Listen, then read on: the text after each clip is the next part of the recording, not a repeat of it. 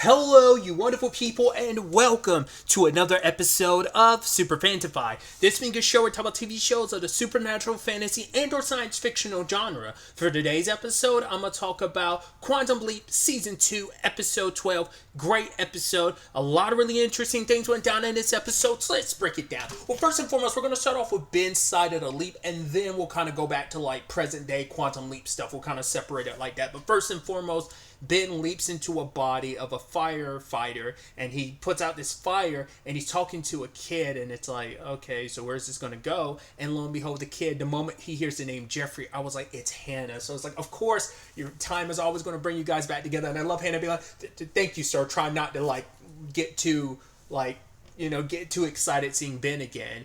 But it turns out obviously this is sometime after Josh died, which Ben tried to help, but it's like, yeah, the universe works the way it did, and it's almost like his death was kind of a fixed point in a lot of ways, which is horrendous and sad. That it's like, despite Ben's attempts, which did help, it gave him a little bit more time with Josh, but he still was taken away, and that has led to a tumultuous relationship between Hannah and Jeffrey, because you're a little kid, you lost your dad, you're feeling your feels, and you're just angry, and you have this hole inside of you that nothing can feel except for this anger. And he's lashing out at his mom because she's balancing the best she can, being a single parent, having lost him, not being able, because for one, she tried to save him and it didn't work out, and and it's just life worked out the way it did. So I think she's kind of throwing herself a little bit into work, especially with what we find out what her work's connected to. And then ultimately it's just all of that, I think, is kind of making him resent her more. Jeffrey feels like his mom is trying so hard to move on, but she's trying her best to balance everything, because like it's not even about her feelings anymore, it's about Jeffrey. It's about protecting him, making sure he's okay, and just her attempts at it is just making him resent her more, because it just feels like, you don't really love me, you don't care about me, you're so quick to forget about dad. So, but obviously, this all pops off because this building was made out of faulty materials. The people who made this building were cutting corners. So the fire starts breaking out. They're trying to get everyone out. I thought it was interesting because Edison was like, oh yeah, this has nothing to do with Hannah. And Ben points out, I was like, yeah, it rarely does. Usually when Hannah has always been a support situation. Like, she's never been the direct correlation to any of the leaps. She's always been adjacent to it. Like, even the first leap, it's like, oh, she's someone you ran into, you pointed her down her path in life, and you ran into her again, and she helped you over and over again. So and so when Ben is trying to help get people out, Hannah wants to as well, because the workers who worked on the building are still in here working on stuff, and they're about to die. So Hannah wants to help out because she actually even calculated, because she had said that, because Ben was like, oh, are you mad at me? Do you blame me? She's like, no, I don't blame you, Ben. I know that you tried your best. She even says that she believes, looking at the journey that Ben's on, she's like, I know, I calculated this will be the last time we meet. So it's like, why would that be the last time that they meet type of situation? What's going to happen? Which later on, you're almost like, does that mean Hannah dies now? Maybe there's going to be complications because of the result of this. I'm jumping ahead a little bit, but she did inhale some smoke, so it could turn into some later effects, or it could just be getting older. Because she'd even asked Ben, like, oh, I'm sure I look old. And he's like, no, you still look beautiful. Because it is that thing of, yeah, every time they're meeting, it's like, oh, like they've met over the course of all, like for her, it's like, oh, it's been 9 leaps in total in like our journey, like including our times we've met up, but also like your in-between leaps. But it's like all these decades have passed for me since our first meeting. And it is that sad, thing of eventually living her life, she will eventually grow old. And once again, it's a point I've made before too, that it is so interesting that Ben is meeting her in this order. Even like once again, it's so, an example I constantly keep using is like River and River Song and the Doctor, where it's like that's so topsy-turvy of when they meet in each other's timeline. We, as the audience, always see the Doctor and her meeting forward, but we don't know at what point River's meeting him and stuff like that. From their first meeting to their final meeting type of situation over the course of that story, if you know where it goes. But even like Henry and Claire in The Time Traveler's Wife 2 is another big example I've constantly kept using. But it's like, it's so weird the moments in time that they meet at what points. But Hannah and Ben, interestingly enough, have always been future moments. It's never like Ben's never met her before he initially met her earlier in the season. Like he's never gone that far back, and it's never been a time of I guess arguably you could be like, well, technically Ben has met her like these during these events like. Oh, in between now and their first meeting, they've had a couple run-ins, so you can make but the argument is those are subsequent meetings is what I'm saying. It's never a point of in between a first and second meeting, like there was actually a future time where a future Ben came back and met Hannah. It's like that doesn't come up. That hasn't been brought up at all. They've always met in sequential order, which is so interesting and like weird that the universe would work like that. Works for a reason. We'll get to that later on, but it is something interesting because I posited that before. I'm like, wouldn't it be interesting if Ben met her in a different order or whatever, or just they kind of change it? But it's like, no, it's always been future of like there's never been like a in between or past. It's always been in subsequential order. They end up meeting each other time and time again, which is like it's never really been a situation like. Because the only time Ben's ever run into someone multiple times was Martinez. And, once again, he's a leaper as well. So, like, that's the only time that's ever happened. And that's a very specific circumstance. Just like this Hannah thing is a very specific circumstance, but it's a universal specific sense. So, either way, luckily they made it through the fire, getting the workers out as well, because Hannah came up with an idea. It's like, okay, this material is fire retardant, so we could use it to push through the fire, because we need to get out of the building. The only available like stairwells and stuff are we'd have to go through the fire to get out. So they do.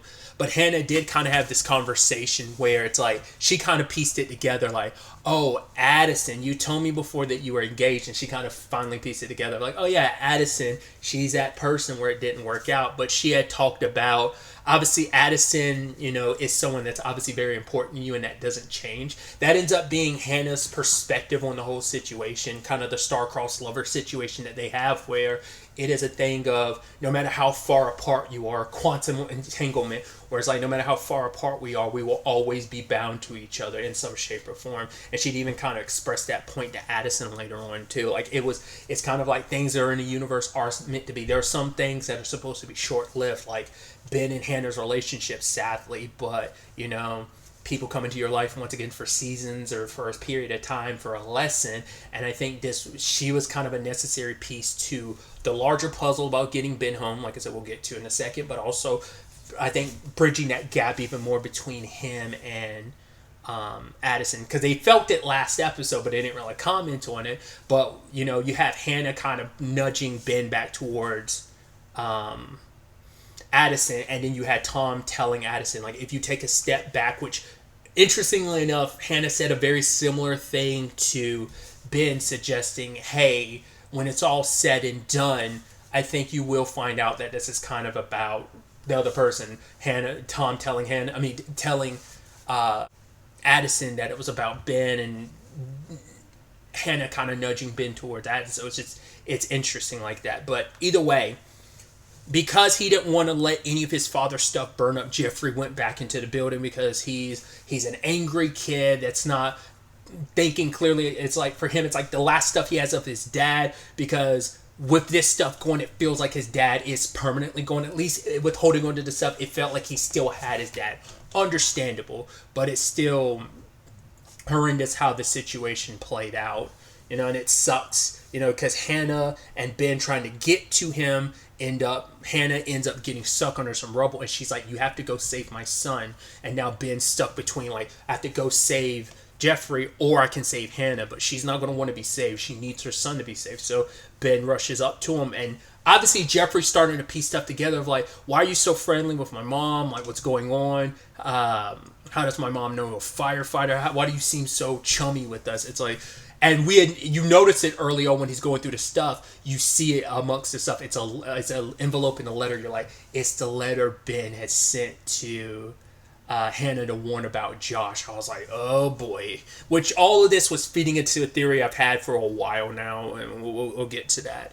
But when it's all said and done, Ben's like, I understand what it's like to lose your father and to be angry. And, obviously he didn't go into the other side of that conversation because obviously it's like considering the situation Hannah's in right now, you don't want to have that conversation with Jeffrey about kind of being happy about still having your mom, because you don't want to be so caught up in your anger that you miss that time, because he was so caught up in his anger at the time that he missed that time of his mom. I mean, obviously that's still a fresh enough wound for him, especially considering he went back into that time frame where his mom was still alive. So what he was trying to do for Josh, he was going to try and do for his mom, but he leapt before he could. So, but it seems like even if he did try, now in retrospect, it's like even if he did, the Grim Reaper would have final destinationed it so that she would have died some other way anyway. Even if they were able to help her, getting to it early enough, it still would have had the same end result. But it's like, that's why Ben didn't talk about his mom in that conversation and just focus on his dad, because for one, the direct parallel with Jeffrey to connect on that regard. Like I said, Hannah, under her own circumstances right now, you don't want to draw the parallels of, I know what it's like to lose both parents. So, but, probably could have reached out to Jeffrey and be like, appreciate your mom while you have her, but you don't want to have that conversation there too. So it's like, your mom loves you more than anything. That's what he tried to say. But like I said, it's like, Ben, it's like all you can do is like take all that anger and all you can do is try to move forward. So I'm not telling you to forget your dad. That hole is going to be there, but all you can do is try your best to move forward every day, just like Hannah's trying to. But it's hard when you're just like when you're in the thick of it, that anger, that sadness, and that void inside of you. So Ben's trying to get Jeffrey outside, like they have to go out the window and kind of scale their way down the building that way. Well, I think the whole point was because the fire was there, like all they had to do was get to the next like floor through the window and then like go to the stairs that way. I think they don't have to scale down the entire building. That's why it only focuses on them going down one floor, so they'd be able to get to the stairs, because the hallway is completely inflamed and there's no way to like kind of run through it without them getting burned. At least before, it was a whole squad kind of acting as like this giant dome to kind of allow them to push through the fire and everyone being protected. You can't do that on your own right now. So when it's all said and done, Jeffrey's scared, but he uses that line that Josh said to him a couple episodes back about, it's like push aside that fear and kind of just focus only on your courage. Like, they made a point of that line. It felt like such like at the time when Josh said it was like, oh, but they never made note of it. I was like, oh, is that really even important? It's like, now we see the importance of that line later on. So now,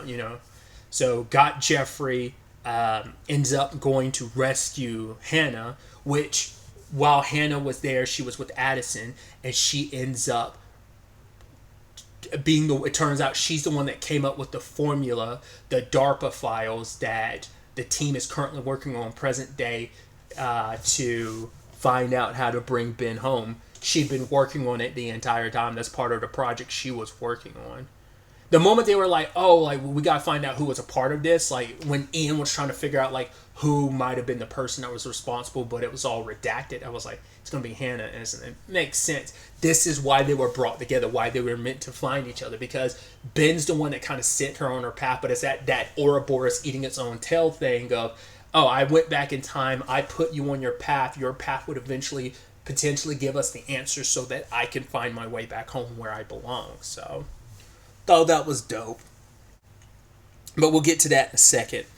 But Ben and Hannah kind of have their final rodeo, and it ends up being this interesting thing of, yeah, like I'm not the spring chicken I used to be. Like this, our adventures, getting into shenanigans isn't as easy now that I'm kind of an older woman now and everything too. So the two of them are kind of saying their final goodbyes, and she tells Ben she discovered the means of potentially bringing him back home. But at the same time, we see Jeffrey seeing the letter, and he kept overhearing the name Ben, and he doesn't understand it, he doesn't know, but now you're like, does he blame his mom? Does he think his mom, like, because now in his head, like, as a kid who's already angry, he's going to look at it as like, because Ben was like, oh, maybe this will be the beginning of the healing process. Maybe if he had never gotten that letter, maybe if it had burned up, maybe who knows what the future could have held for them. But now it's a situation of, I think he's going to attribute that letter to, oh, you were in love with someone else. You didn't really care about Dad, did you? You were secretly just waiting for this person. It's like,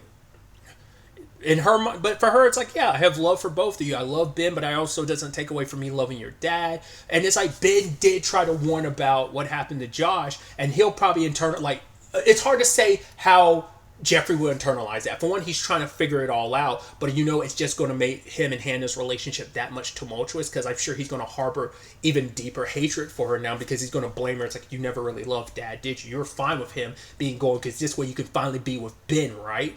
Like, that's what that's probably going to turn into. But once again, this all ties into my theory that the moment we found out about Jeffrey and everything, because like I said, I figured, like, the moment we're introduced to Jeffrey and stuff, I was like, he's got to be Gideon.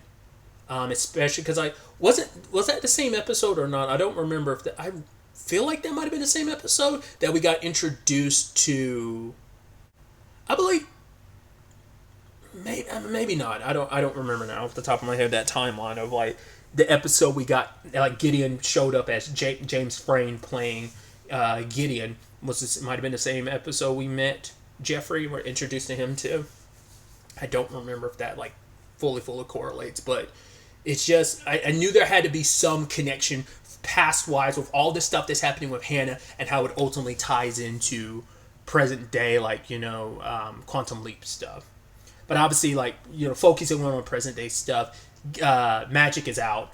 And, they're like, oh, want to stick around for at least one more leap? But he's like, no, I'm not going to do it this time. Because I'm willing to make this sacrifice because all of you are too important to this. Like, to get Ben home, y'all need to kind of hold down the fort. In fact, So I figured they were going to find a replacement for Magic. Of course they would. My thought was maybe it's going to be a military guy who runs things a certain way that they don't like things to be run. Like, they have their way of running things. I thought that'd be a point of contention.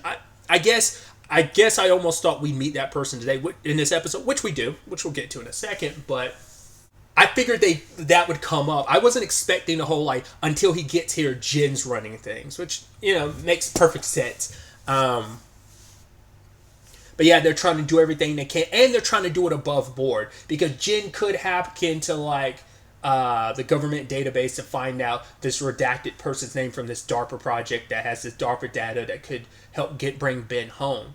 But Jin wants to keep everything on the up and up. They've already got a microscope on them that they're just looking. The DoD's just looking for an excuse to kick you all out. So you have to be on your P's and Q's. So Jin didn't want to mess this up. It's like they've already lost Magic. She's like, I'm not going to lose anyone else from this project. We're going to keep Quantum Leap alive.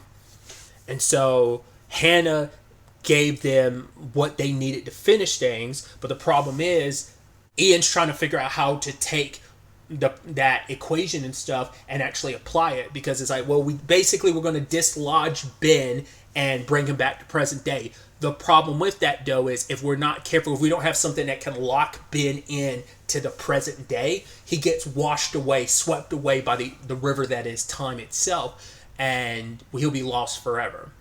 So basically there's this point of the only way to get Ben back is basically he has to switch with someone present day. That's how so I guess you almost have Ben. Would that mean he'd kind of leap into somebody's body?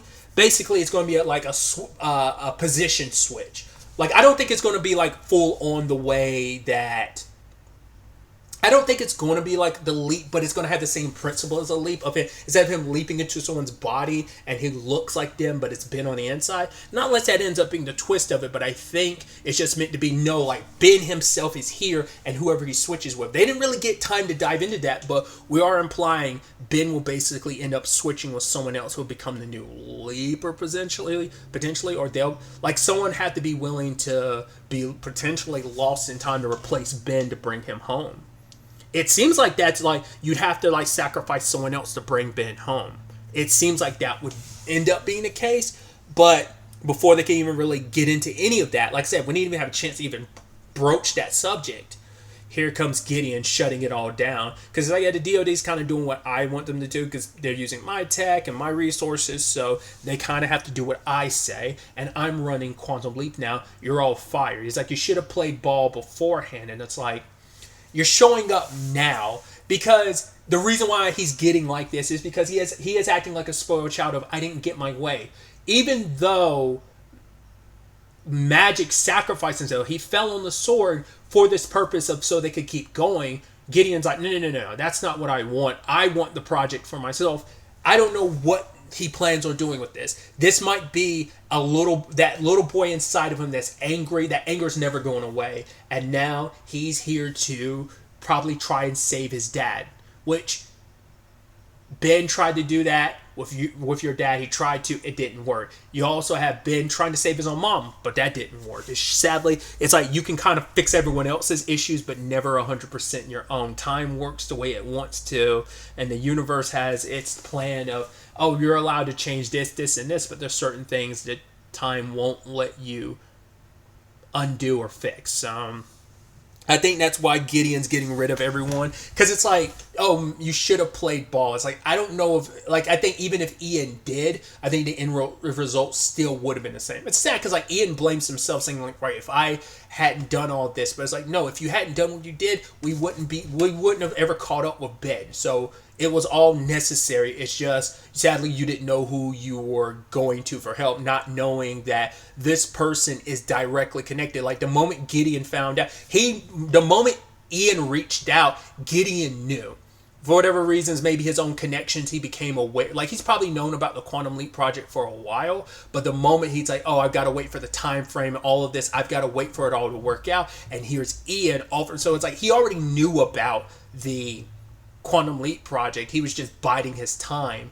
And like I said, I don't know if his end result is he's trying to save his dad. I don't know what this correlates between him and his mom. Not unless the twist is, no, he's not Jeffrey. It feels like everything's screaming he is Jeffrey. I've felt that for a while, but this episode in particular feels like it's really saying like, no. He's definitely Jeffrey. But what he's planning to get out of this, maybe he's just rich and powerful and he wants to, like I said, I think he's just that sadly broken child who just wants life to be the way he wants it to. So it's probably like him wanting to maybe erase Ben from his life. It's like, if it wasn't for Ben, life could have played out differently. It's like, yeah, but you can also kind of Marty McFly yourself out of existence for a bit. You could end up like screwing things up and making it so that you were like your mom and dad never met each other, or what. I don't know what it is that he's really hoping to get out of this. It seems like, I don't know. I'm so curious to see where this takes us. I didn't find out till last week that this season's only 13 episodes, so the next episode is the season finale. I didn't realize that, and it turns out obviously the episodes aired back to back, which I also didn't know. So the episode's already out. I'm going to get to that as soon as I can, but I'm so curious to see, for one, where Ben ends up next and what happens with Gideon. Is he going to visit him and become his new hologram? What is Addison? I mean, because Addison wasn't going out without a fight. Beat up one of the people, took their guns, but it's like you're outmatched. Like, there's nothing you can do. So her, Ian, and Jen were all kicked out. So they're going to meet up with probably Magic to figure this all out. And probably next episode is when they'll unveil and find out on their own who Gideon really is. We still never found out about Rachel, what her circumstances currently are after Gideon found out. Because obviously he also doesn't do well with betrayal, because he got so pissed. He's like, oh, like one of the pointed contentions he had against Ian was, you turned one of my people against me. It maybe, once again, maybe feels some level of that for, oh, you turned my mom against my dad. And like, that, even though it's, I don't know. Like I said, it's going to be interesting to see how they tackle this and what revelations we get. Like, am I in the general ballpark of understanding his motivations, or is it a little bit different? Like, I'm curious to see how this all plays out and ultimately how the season wraps up. But really, that's all I want to talk about. To the next time we meet, be happy, be safe, live a life to the fullest, and enjoy it. Good day and goodbye.